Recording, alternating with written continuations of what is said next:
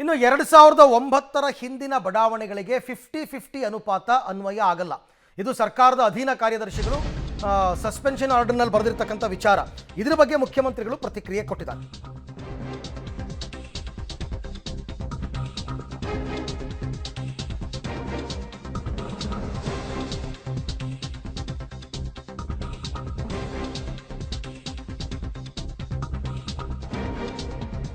ನಗರಾಭಿವೃದ್ಧಿ ಇಲಾಖೆಯ ಅಧೀನ ಕಾರ್ಯದರ್ಶಿ ಪತ್ರದ ಬಗ್ಗೆ ಸಿಎಂ ಪ್ರತಿಕ್ರಿಯೆ ಕೊಟ್ಟಿದ್ದಾರೆ. ಈ ಉಲ್ಲೇಖದ ಬಗ್ಗೆ ನನಗೆ ಮಾಹಿತಿ ಇಲ್ಲ, ಮೊದಲು ಆದೇಶವನ್ನು ನೋಡ್ತೀನಿ. ಮೂಡಾ ಮಾಜಿ ಆಯುಕ್ತ ದಿನೇಶ್ ಅಮಾನತ್ತು ಆಗಿರೋದು ಮಾತ್ರ ಗೊತ್ತಿದೆ, ಆದರೆ ಆದೇಶದ ಪ್ರತಿಯಲ್ಲಿ ಏನಿದೆ ಅಂತ ಸ್ಪಷ್ಟನೆ ಕೊಟ್ಟಿದ್ದಾರೆ ಸಿಎಂ.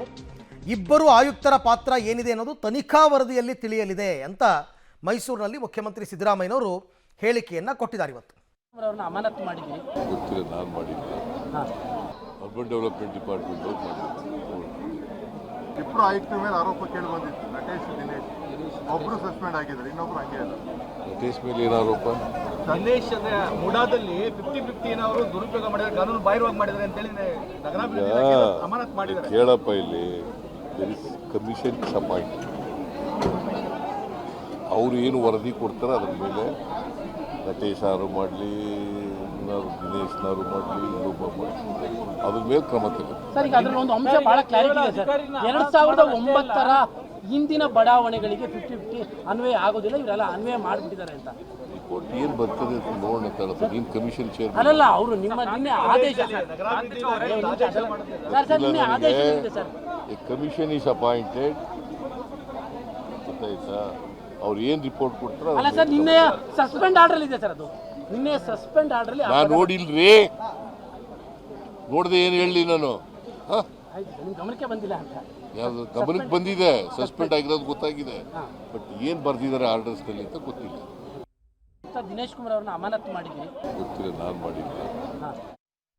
ಈ ಬಗ್ಗೆ ಮತ್ತಷ್ಟು ಮಾಹಿತಿ ನನ್ನ ಕೊಲೀಗ್ KP ನಾಗರಾಜ್ ಅವರಿಂದ ಪಡ್ಕೊಳ್ಳೋಣ. KP, ಮುಖ್ಯಮಂತ್ರಿಗಳ ಮಾತನ್ನು ಕೇಳ್ತಾ ಇದ್ದಾಗ ಒಂದ್ಸರ್ತಿ ನನಗೆ ಸಸ್ಪೆಂಡ್ ಆಗಿರೋದು ಗೊತ್ತಿದೆ ಅಂತಾರೆ, ಆರ್ಡರ್ ಕಾಪಿನಲ್ಲಿ ಏನಿದೆ ಅಂತ ಗೊತ್ತಿಲ್ಲ ಅಂತಾರೆ, ಇಬ್ಬರು ಆಯುಕ್ತರ ಪಾತ್ರ ಏನಿದೆ ಅಂತಕ್ಕಂಥದ್ದು ತನಿಖಾ ವರದಿಯಲ್ಲಿ ಬರುತ್ತೆ ಅಂತಾರೆ, ಒಬ್ಬರನ್ನ ಆಲ್ರೆಡಿ ಸಸ್ಪೆಂಡ್ ಮಾಡಿದೆ ಸರ್ಕಾರ.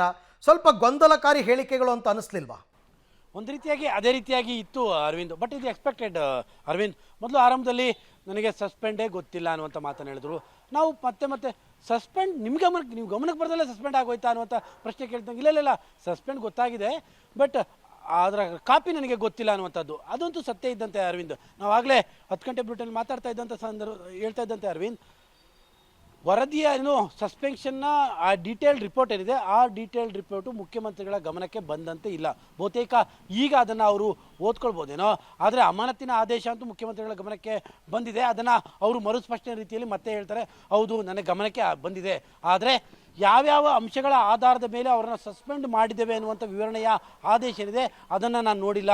ಅದನ್ನು ನಾನು ನೋಡದ ಹೊರತು ಏನು ತಪ್ಪಾಗಿದೆ ಏನು ಸರಿ ಇದೆ ಅನ್ನೋಂಥದ್ದನ್ನು ನಾನು ಹೇಳೋದಕ್ಕೆ ಸಾಧ್ಯ ಇಲ್ಲ ಅನ್ನುವಂಥದ್ದನ್ನು ತಿಳಿಸ್ತಾ ಇರುವಂಥದ್ದು. ಯಾಕೆಂದರೆ ಪರ್ಟಿಕ್ಯುಲರ್ ಆಗಿ 2009ರ ಹಿಂದಿನ ಬಡಾವಣೆಗಳಿಗೆ 50-50 ಅನುಪಾತ ಅನ್ವಯ ಆಗೋದಿಲ್ಲ ಅನ್ನುವಂಥದ್ದು ಆದೇಶದಲ್ಲಿ ಮೆನ್ಷನ್ ಆಗಿದೆ ಅನ್ನುವಂಥ ಪ್ರಶ್ನೆಯನ್ನು ಕೇಳಿದಂಥ ಸಂದರ್ಭದಲ್ಲಿ ಅವರು ಕೊಟ್ಟಂಥ ಉತ್ತರ ಇದು ಅರವಿಂದ್. ಅಂದರೆ ನಾನು ಆ ಸಸ್ಪೆನ್ಷನ್ನ ವಿಚಾರ ನನಗೆ ಗೊತ್ತಿದೆ, ಆದರೆ ಯಾವ್ಯಾವ ಕಾರಣವನ್ನು ಕೊಟ್ಟಿದ್ದಾರೆ ಅನ್ನುವಂಥದ್ದು ನನಗೆ ಗೊತ್ತಿಲ್ಲ ಅನ್ನುವಂಥದ್ದು ನನ್ನ ಗಮನಕ್ಕೆ, ಅಂದರೆ ಮುಖ್ಯಮಂತ್ರಿಗಳ ಗಮನಕ್ಕೆ ಬಾರದಂಥ ರೀತಿಯಲ್ಲಿ ಬಂದಿಲ್ಲ. ಅದು ಏನೇನು ಅಂಶಗಳ ಪಟ್ಟಿ ಮಾಡಿದೆ ಅನ್ನುವಂಥದ್ದು ಅದರ ಆಧಾರದ ಮೇಲೆ ಈಗ ಆದೇಶ ಆಗಿರುವಂಥದ್ದು ಗೊತ್ತಾಗಿದೆ. ಬಹುತೇಕ ಈ ನಂತರದಲ್ಲಿ ಈಗ ಸಿದ್ದರಾಮಯ್ಯನವರು ಏನೇನು ಆದೇಶ ಆಗಿದೆ ಅದರಲ್ಲಿ ತನಗೆ ಸೃಷ್ಟಿಯಾಗಿರುವಂಥ ಸಂಕಷ್ಟಗಳೇನು ಅನ್ನುವಂಥದ್ದು ಈಗ ಅವರಿಗೆ ಗೊತ್ತಾಗ್ಬೋದೇನೋ ಅರವಿಂದ್.